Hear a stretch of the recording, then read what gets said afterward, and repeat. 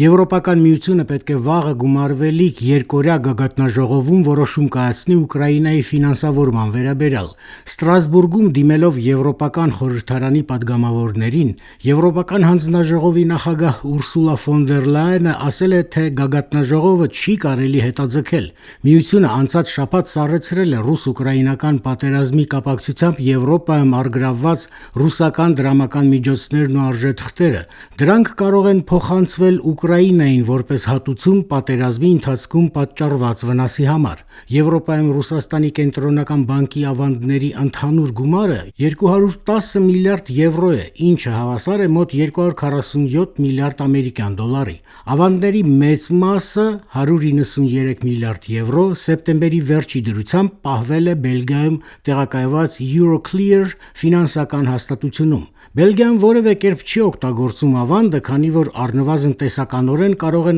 տեղի ունենալ աշխարհքաղաքական տեղաշարժեր եւ ի հայտ գալ իրավական խնդիրներ, ի վերջո խոսքը ուրիշ պետությանը պատկանող հսկայական գումարի մասին է։ Եվրոպական միության որոշ երկրներ ռուսական ավանդների հարցում նույնպես չեզոք եւ զգուշավոր դիրքորոշում են դրսեւորում։ Մինչդեռ Ուկրաինային փող է պետք, Ուրսուլա ֆոն դեր Լայենը պնդում է, որ եկել է հստակ վճիռներ կայացնելու ժամը։ Նրա խոսքով այս շաբաթ Եվրոպական խորհուրդը պետք է առերեսվի իրականությանը։ Հիմա պատերազմների եւ գիշատիչների աշխարհ է։ Դա նշանակում է, որ եվրոպացիները պետք է պաշտպանեն իրենց եւ հույսը դնեն։ Մենք որոշ ժամանակ ապրել ենք այս աշխարհում, նույնիսկ մինչև 2022-ի փետրվարյան սթափեց նողահազանգը, Ռուսաստանի ապօրինի ներխուժումն Ուկրաինա։ Երեկվա խաղաղությունը վերացել է, կարոտախտի ժամանակ այլևս չկա։ Կարևորն այն է, թե ինչպես ենք մենք դիմակայում այս իրավիճակին։ Մենք չենք կարող ուրիշին թույլ տալ որոշել, թե որը պետք է լինի մեր աշխարհայացքը։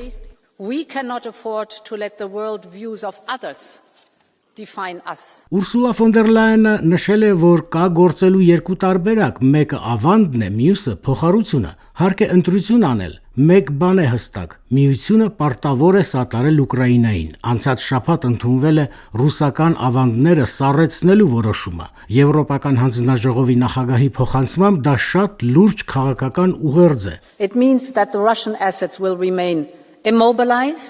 Դա նշանակում է, որ ռուսական ակտիվները կմնան սառեցված, քանի դեռ այլ որոշում չի ընդունվել, քանի դեռ Ռուսաստանը չի դադարեցրել պատերազմը եւ պատշաճ կերպով փոխհատուցում չի վճարել Ուկրաինային պատճառած վնասի համար։ Սա նաեւ իրական խաղաղություն ապահովելու Ուկրաինայի կարողության համար է, արդար հարատև խաղաղություն, Ուկրաինան եւ Եվրոպան պաշտպանող խաղաղություն։ Մինչդեռ բրիտանացիները պատրաստ են զինծառայողներ տրամադրել ապագայում Ուկրաինայում տեղակայվելիք խաղաղապահ ուժերի համար։ Այդ մասին ասել է Միացյալ Թագավորության պաշտպանության նախարար Ջոն Հիլին։ Նրա խոսքով հիմա ռուս-ուկրաինական պատերազմում ճակատագրական փուլ է։ Ամերիկացիների նախաձեռնած բանակցային գործընթացը առաջ է գնում։ Կամավորների կոալիցիայի միջոցով մենք բարձրացնում ենք մեր պատրաստվածության մակարդակը։ Իմ անձնական հսկողության ներքո շարունակվում է Բրիտանիայի բանակի ֆինանսավորումը, որի նպատակն է պատրաստել մեր ուժերը խաղաղապահ առաքելությանը այն ժամանակ,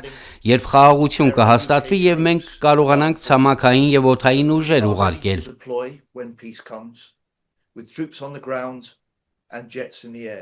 Բրիտանիան այսպես կոչված կամավորների դաշինքի անդամ է։ Դաշինքում տասնյակ երկրներ են։ Առցանց ձևաչափով կազմակերպված վերջին քննարկմանը մասնակցել են նաև Գերմանիայի եւ Ուկրաինայի պաշտպանության նախարարներ Բորիս Պիստորիուսը եւ Դենիս Շմիհալը։